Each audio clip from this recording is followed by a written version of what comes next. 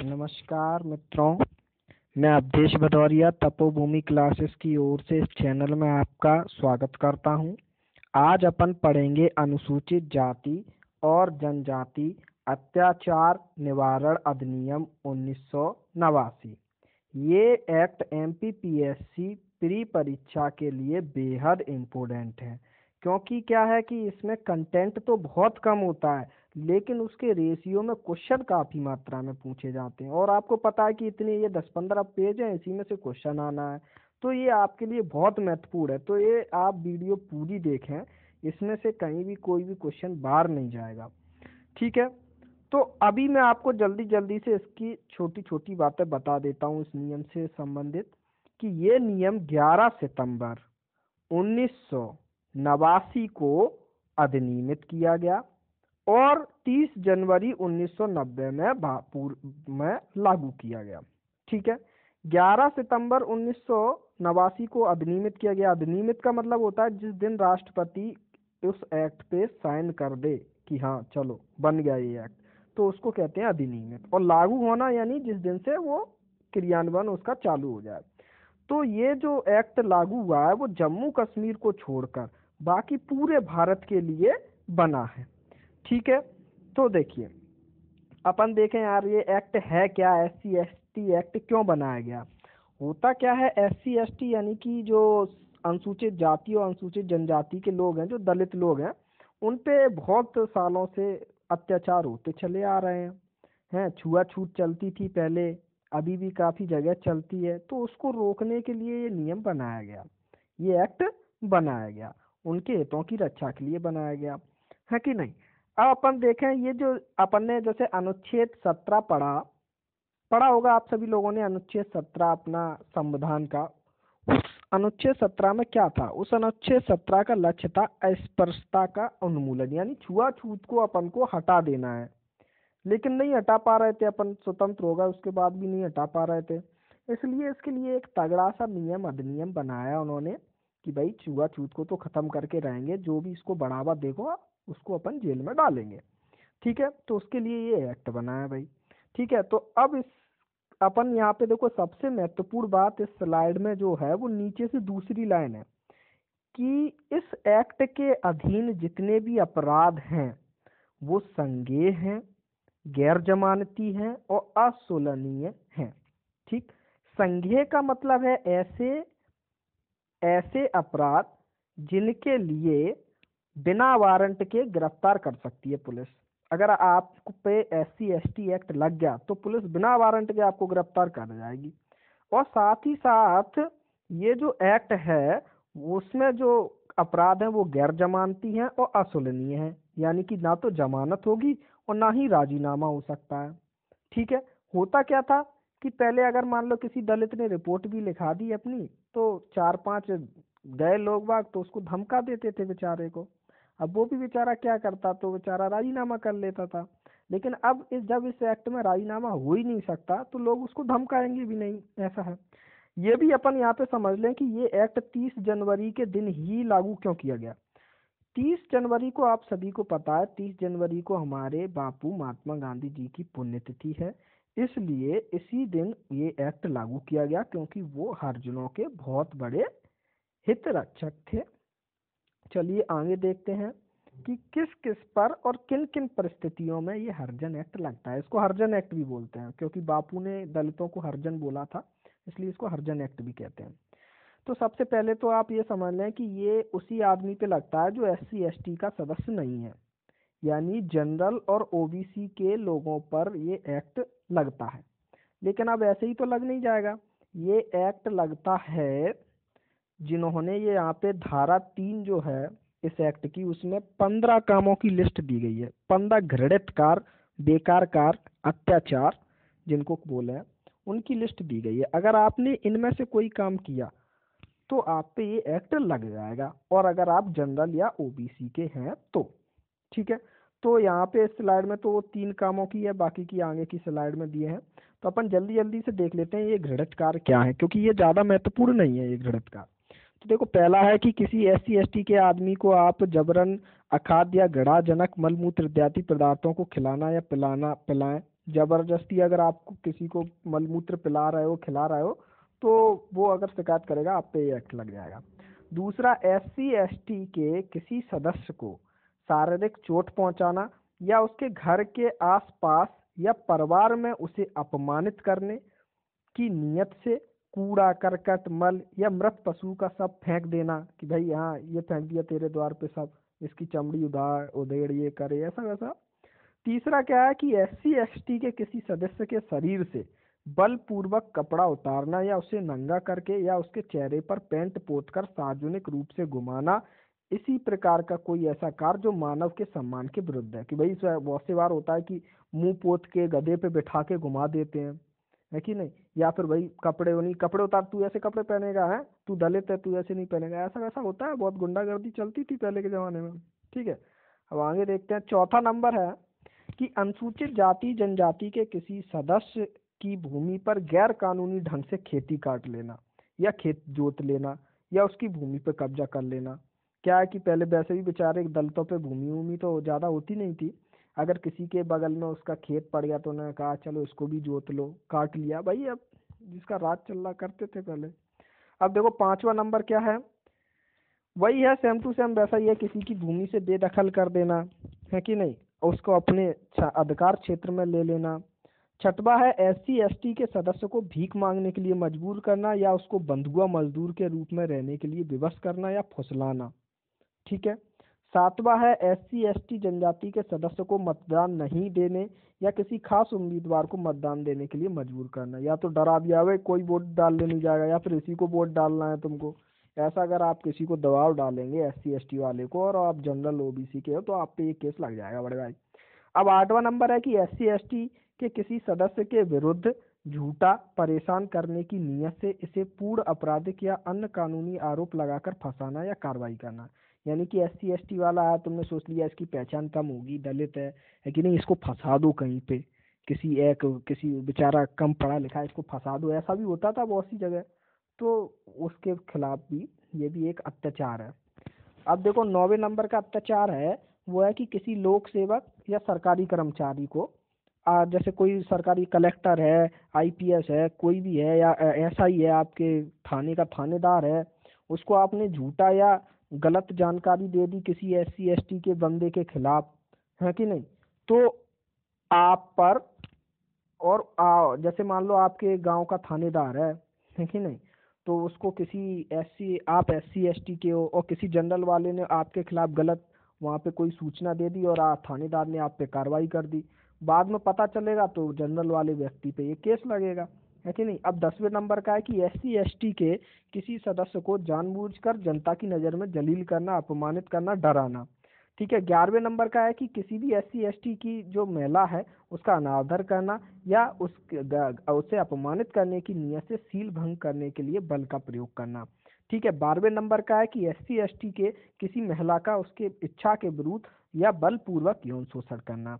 13वें number का अत्याचार है SC/ST के सदस्यों द्वारा उपयोग में लाए जाने वाले जलाशय या जल स्रोतों को गंदा कर देना तथा अनुपयोगी बना देना। पहले तो ऐसा होता था कि भाई कुएं अलग, हैंडपंप अलग, SC/ST वाले इस हैंडपंप पे नहीं आएंगे, दलित इस पे नहीं आएंगे, ऐसा भी होता था, इसलिए ये सारी चीजें लाई गई हैं भाई।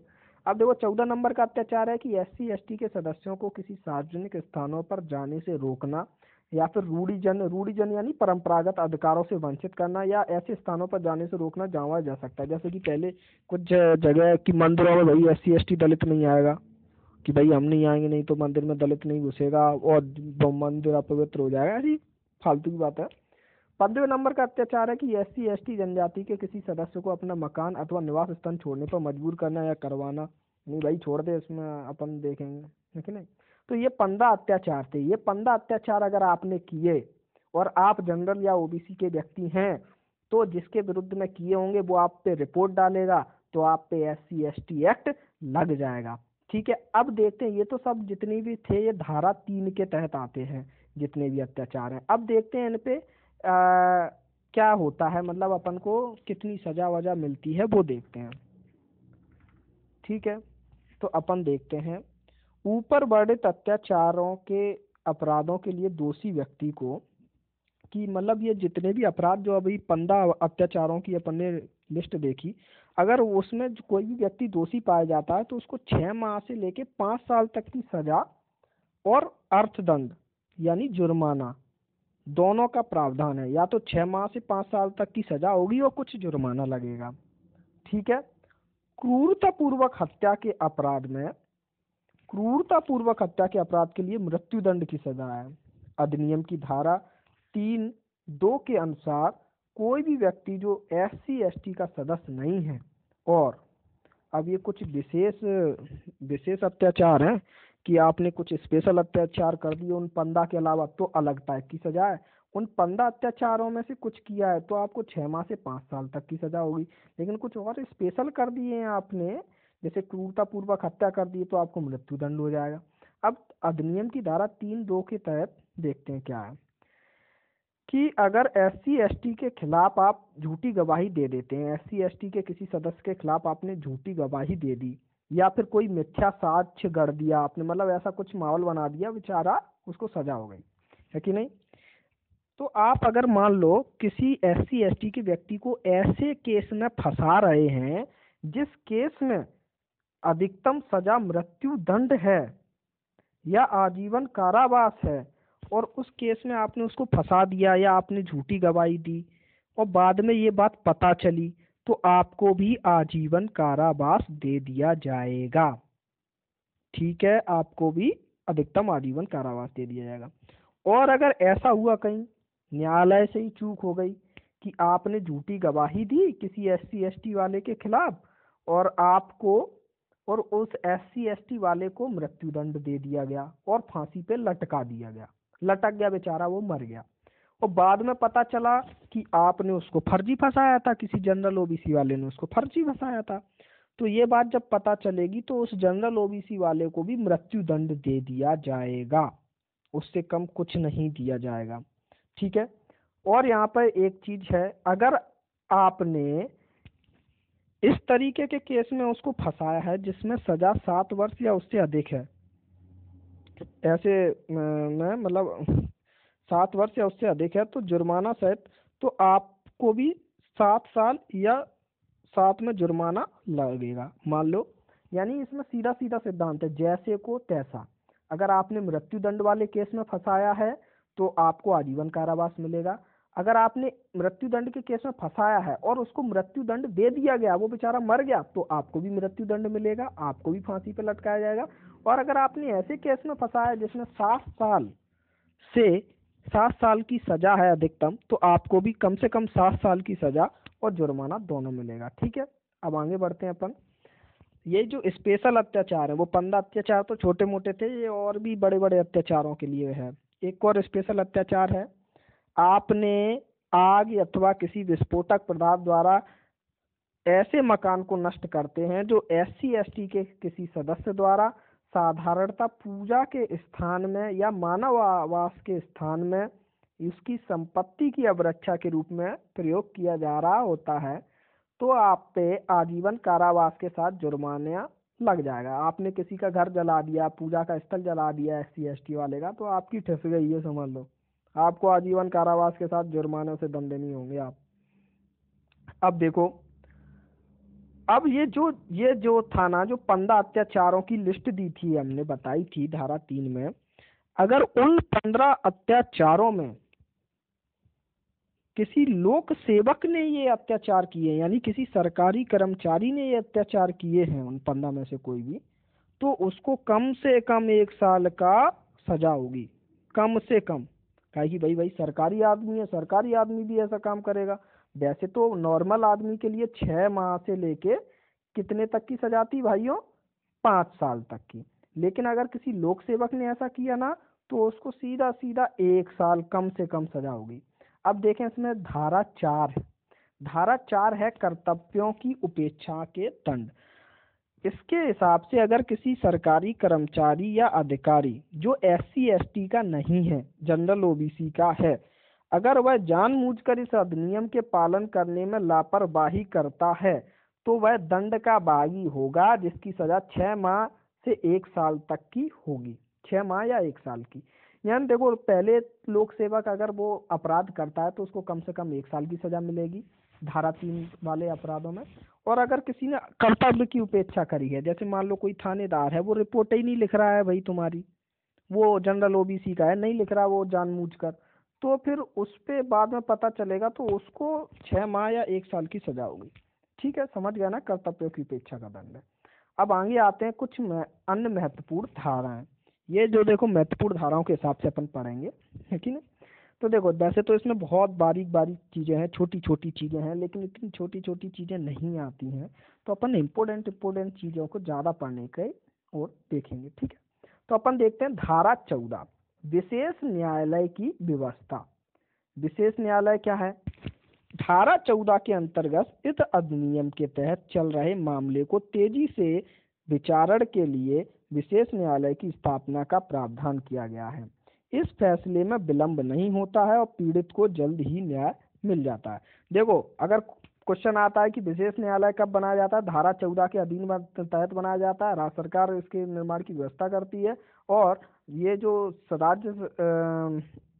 राज्य का न्यायालय है, उच्च न्यायालय, उसका मुख्य न्यायाधीश इसकी सलाह देता है। तो इसमें विशेष न्यायालय क्या बनते हैं, केवल इसी एक्ट के लिए बनते हैं भाई। इसी एक्ट को देखेंगे तो वो जल्दी जल्दी भाई निर्णय सुना देते हैं, तो उसको न्याय भी जल्दी मिले बेचारे दलित भाई को, है कि नहीं। अब देखो धारा 15 क्या है। धारा 15 कहती है कि भाई अपन ने विशेष न्यायालय तो बना दिया, अब दलित बेचारा गरीब है तो उसको वकील भी तो चाहिए। तो धारा 15 के तहत वकील, ऐसा वकील जो कम से कम 7 साल का एक्सपीरियंस तो लिए ही हो, वो उसको अपन लोक अभियोजक बनाते हैं, यानी सरकारी वकील बनाते हैं, यानी फ्री फोकट में ये वकालत करेगा दलित भाई के लिए, है कि नहीं। तो उसको अपन बनाते हैं धारा 15 में। अब देखो धारा 17 क्या कहती है। धारा 17 कहती है कि इस अधिनियम के तहत इस अधिनियम के तहत जो भी मामले हैं उनकी जो जांच पड़ताल है वो डीएसपी स्तर का ही कोई अधिकारी करेगा या उससे ऊपर स्तर का अधिकारी करेगा। ऐसा ही नहीं करेगा बड़े भाई, टीआई भी नहीं करेगा, डीएसपी स्तर का या उससे ऊपर स्तर का ही करेगा। कार्रवाई करने के लिए पर्याप्त आधार होने पर वह उस क्षेत्र को अत्याचार ग्रस्त घोषित कर सकेगा तथा शांति और सदाचार बनाए रखने के लिए सभी आवश्यक उपाय करेगा तथा निवारक कार्रवाई कर सकेगा। देखो धारा 17 ये कहती है कि किसी भी डिस्ट्रिक्ट का न्यायाधीश या फिर डीएसपी स्तर का कोई आदमी, जैसे उसने किसी गांव में उसको लग रहा है कि यहाँ दलितों पे अत्याचार होने की संभावना है, तो वो उसको वहाँ उस क्षेत्र को या उस गांव को या फिर उस मोहल्ले को अत्याचार ग्रस्त घोषित कर सकेगा कि भाई ये अत्याचार ग्रस्त क्षेत्र है, ये रेड लाइट एरिया है भाई, यहाँ पे अपन को ऐसा काम करना है कि यहाँ सब जनरल ओबीसी वाले एकदम टाइट हो जाएं, अत्याचार ना कर पाए, ये काम वो करने के करेंगे भाई। ये धारा 17 में ऐसा बताया गया है। अब देखो धारा 18 क्या है के तहत इस अधिनियम के तहत अपराध करने वाले अभियुक्तों की जमानत नहीं होगी। जैसे अपन पहले भी बता चुके हैं कि ये गैर जमानतीय है कि नहीं, लेकिन ये धारा 18 में बताया गया है कि जमानत नहीं होगी भाई, सीधे तुम तो पकड़े जाओगे, जमानत होगी जब तुम छूटोगे उसमें कि हाँ कोई कुछ नहीं किया। अब देखो धारा 21, धारा 21 बहुत महत्वपूर्ण धारा है, बड़ी धारा है कि नहीं, इसलिए अपन ने अलग से लिखी है। धारा 21 फर्स्ट में कहा गया है कि इस अधिनियम के प्रभावी ढंग से क्रियान्वयन के लिए राज्य सरकार आवश्यक उपाय करेगी। राज्य सरकार आवश्यक उपाय करती है, विशेष न्यायालय बनाती है कि नहीं। दूसरा क्या है, दूसरे में बहुत सारे का खा गा घा हैं, तो दूसरे में जो का है ना 21 के दूसरे का का, भाई ये बड़े बड़े नियम है, अधिनियम, इनमें तो भीतर के भीतर का भीतर चलता रहता है, ऐसा ही इसमें दूसरे का इसके अनुसार पीड़ित व्यक्ति के लिए पर्याप्त सुविधाएं, कानूनी सहायता की व्यवस्था की गई है। क्या है, सरकारी वकील दे रहे हैं तुमको, आने जाने का खर्चा भी दे रहे हैं तुमको, तो भरण पोषण सब कुछ दे रहे हैं पीड़ित व्यक्ति को। तो क्या है, इसलिए यहाँ पे सब सरकार व्यवस्था कर रही है कि नहीं। देखो गांव में क्या है कि सरकार पीड़ित व्यक्ति के लिए आर्थिक सहायता एवं सामाजिक पुनर्वास की व्यवस्था करेगी। सामाजिक पुनर्वास और सरकारी पीड़ित आर्थिक सहायता करती है। जैसे कि अभी जो इस नियम में इसी साल जो पिछली साल जो अमेंडमेंट्स हुआ है उसके हिसाब से अगर किसी महिला का यौन शोषण किया जाता है किसी जनरल या ओबीसी के द्वारा, तो उसको तत्काल प्रभाव से सरकार 8,75,000 रुपए का मुआवजा देगी ताकि वो उसका सामाजिक पुनर्वास हो सके, है कि नहीं, आर्थिक सहायता दी जाएगी उसको। ऐसे ही अब घा में क्या है, घा के अनुसार ऐसे क्षेत्र का पहचान करना जिसके उसके लिए समुचित उपाय करना जहाँ अनुसूचित जाति और जनजाति के सदस्यों पर अत्यधिक अत्याचार होते हैं। ठीक है कि नहीं? वही चीज डीएसपी स्तर का आदमी जाता है, देखता है कि यहाँ दलितों पर अत्याचार ज्यादा है तो उसको अत्याचार ग्रस्त क्षेत्र घोषित करता है। और क्या है, ऐसे पॉइंट आउट होने चाहिए कि भाई इस गांव में हो सकता है ज्यादा अत्याचार होता है दलितों पे, ऐसा फलाना फलाना। अब देखो 21(3) के अनुसार केंद्र सरकार द्वारा अधिनियम से संबंधित उठाए गए कदमों एवं किए गए उपायों में समन्वय के लिए आवश्यकता अनुसार सहायता करेगी। केंद्र सरकार राज्य सरकार की सहायता करेगी। अब देखो SC/ST अत्याचार निवारण अधिनियम 1995, यह नियम अनुसूचित जाति जनजाति अत्याचार अधिनियम 1989 का ही विस्तार है। अधिनियम के अधीन दर्ज मामले को और अधिक प्रभावी बनाने तथा पीड़ित व्यक्ति को तुरंत न्याय एवं मुआवजा दिलाने के लिए अनुसूचित जाति जनजाति अत्याचार निवारण अधिनियम 1995 पारित किया गया है। देखो 89 में तो ये था ही, है कि नहीं? 89 में बना, अब कुछ और चीजों की जरूरत पड़ी तो 95 में कुछ और संशोधन किए गए, तो उसको अपन 95 वाला नियम बताने लगे, तो वो इसी का रूप है कि नहीं? उससे थोड़ा न्याय मुआवजा जल्दी मिलने लगा, विशेष कोटे बनने लगी, जल्दी काम होने लगा, और कुछ नहीं। ठीक है, अब अपन देखते हैं धारा 5। धारा 5 में क्या है? धारा 5 के 1 में है थाना में थाना प्रभारी को सूचना संबंधी है धारा 5। इसके अनुसार अधिनियम के तहत किए गए अपराध के लिए प्रत्येक सूचना थाना प्रभारी को दिए जाने का प्रावधान है।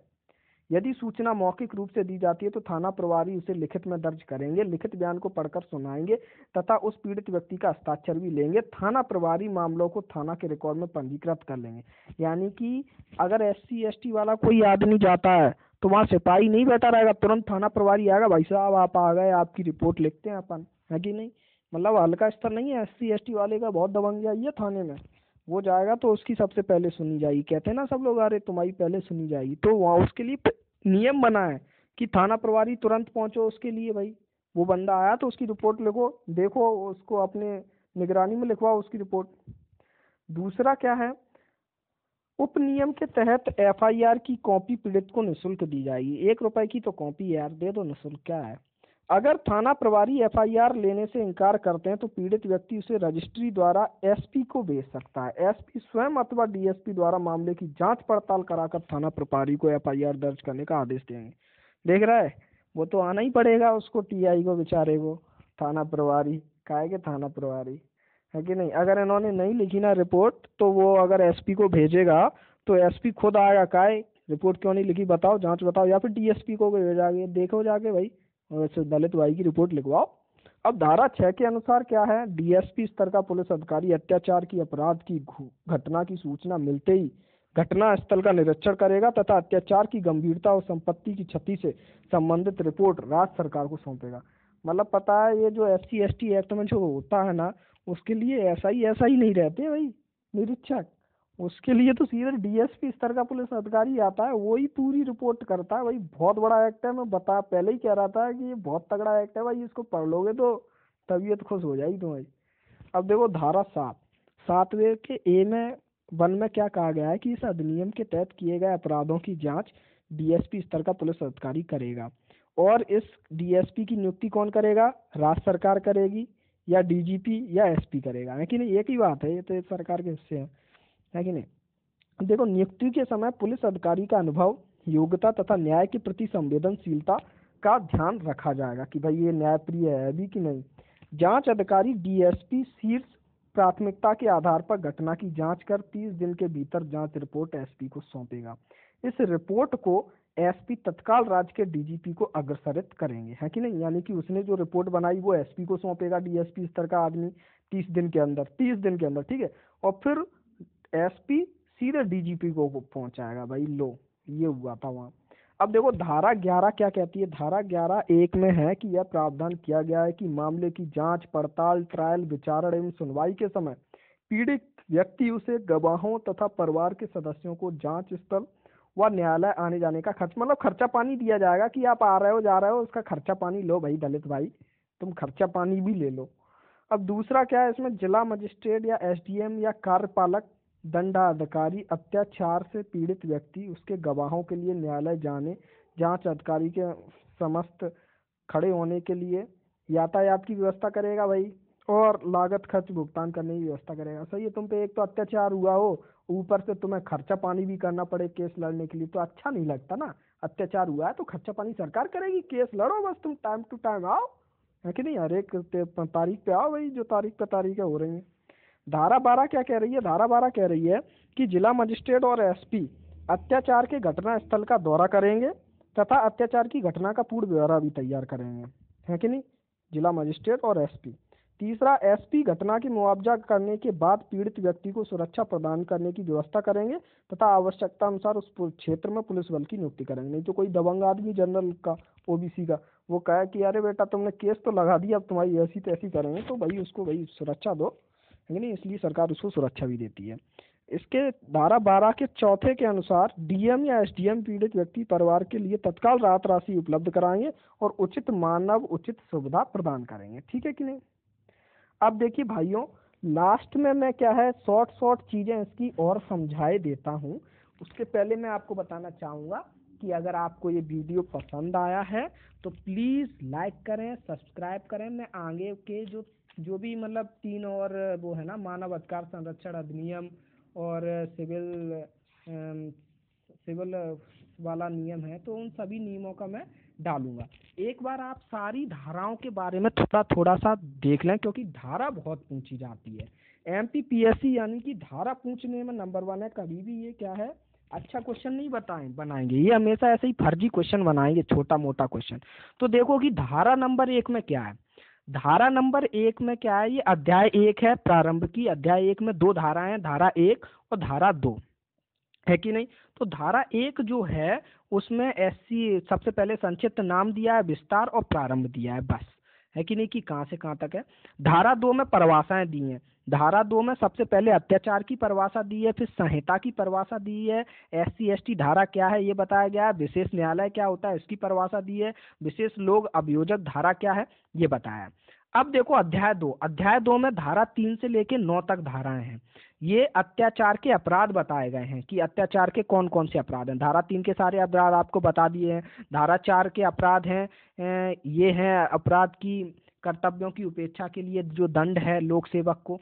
धारा 5 में पश्चातवर्ती दोष सिद्धि के लिए वर्धित दंड है।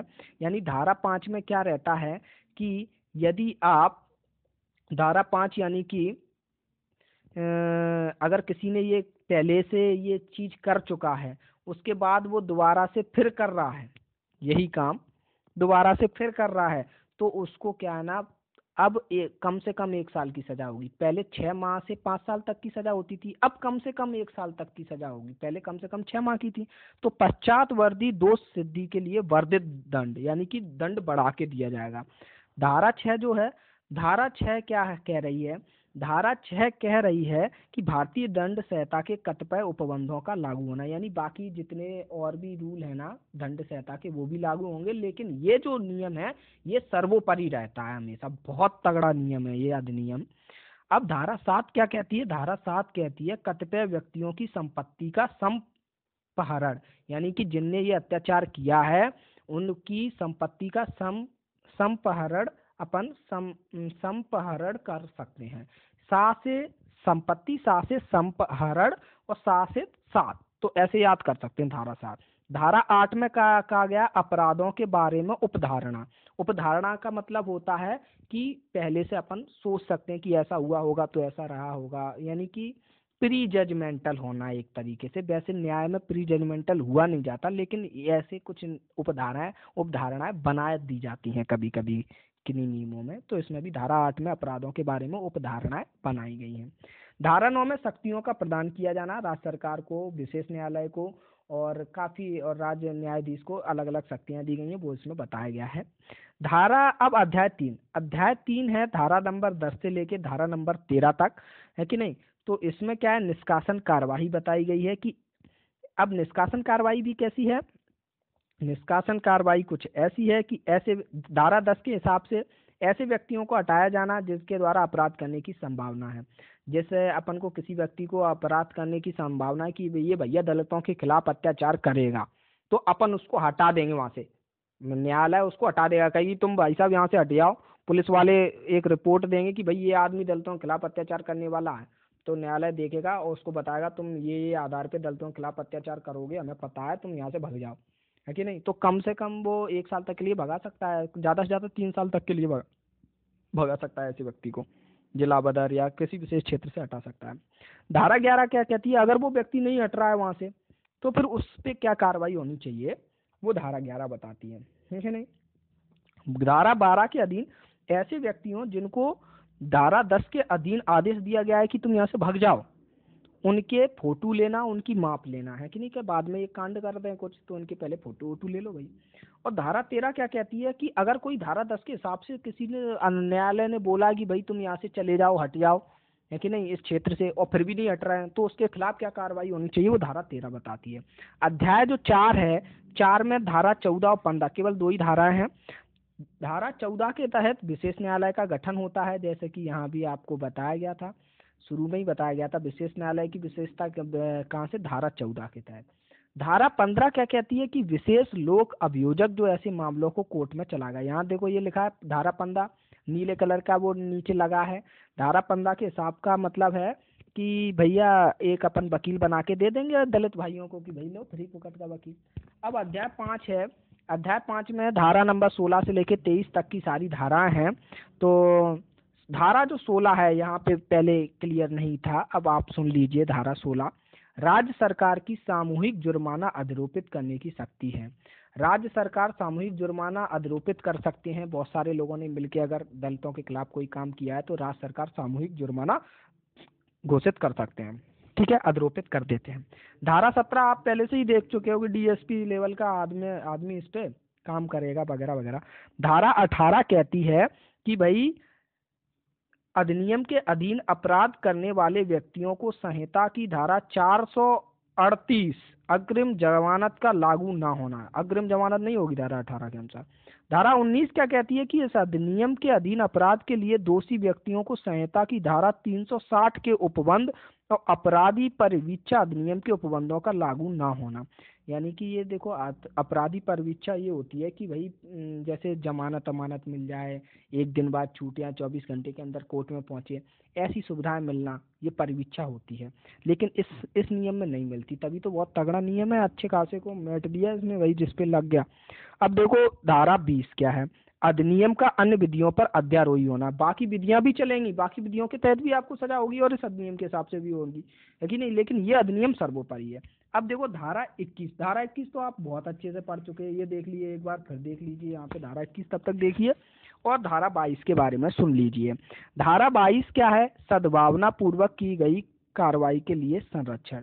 जैसे मान लो किसी एसपी डीएसपी ने भी सद्भावना पूर्वक कोई कार्रवाई की है तो भाई उसका संरक्षण करो, भाई उस पर कोई उसी को परेशान करने लगे लोक सेवक को लोग तो उसको भी बचाओ, है कि नहीं। और लास्ट है धारा 23, नियम बनाने की शक्ति। इसके तहत अलग राज्य सरकार को या विशेष न्यायालय को जो नियम बनाने की शक्ति है वो बताई गई हैं।